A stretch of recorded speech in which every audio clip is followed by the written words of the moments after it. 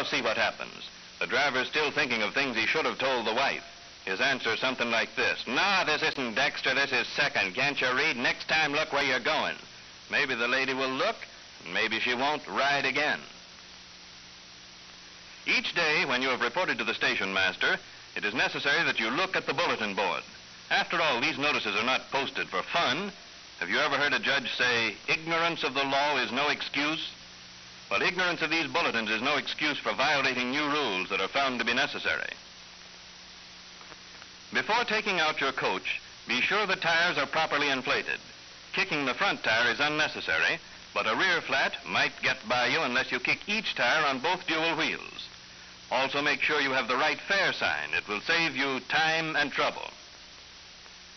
Note the vault number on your trip sheet.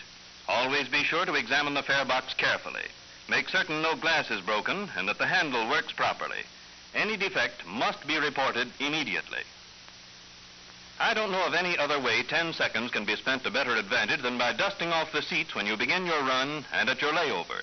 And don't leave any papers or other trash on the floor.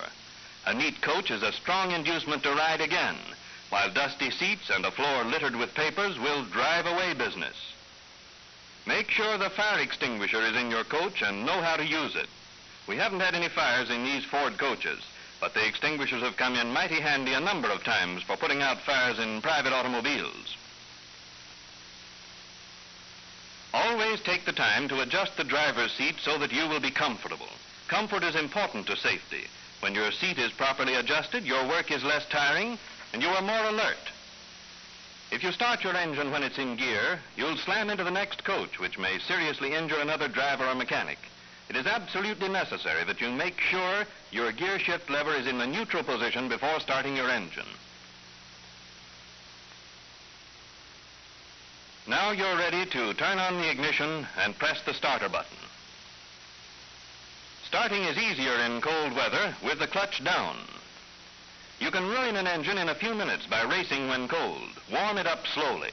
Do not use the accelerator, use the hand throttle. Make sure all 4 of your mirrors are properly adjusted so that you can see from your own normal driving position. Don't get the idea it's too much trouble to get out of the seat to make an adjustment. It may very easily lead to trouble if you don't.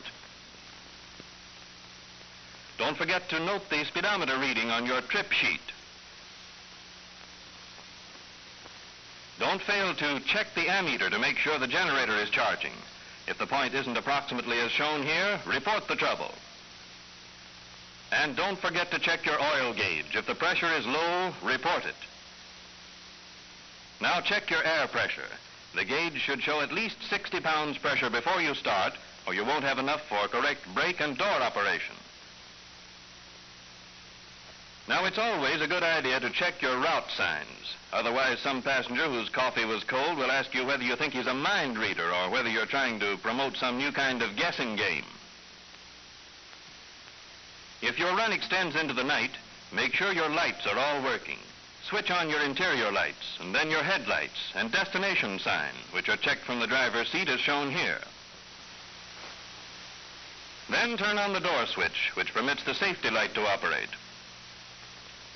Always drive with your hands on the rim of the steering wheel. This is much less tiring than gripping the spokes because you have a greater turning moment, which requires less energy. You will find that you can also turn more quickly with your hands on the rim.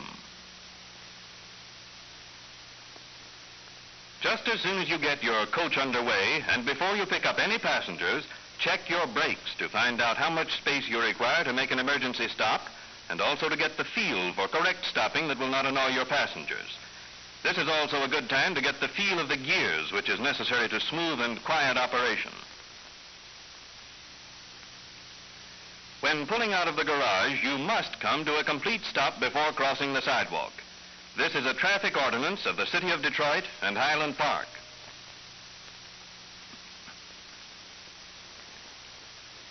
You can operate the doors in any sequence. Here the front door is open. Now a passenger decides to get off the rear, so that door is also opened. This operation closes the rear door.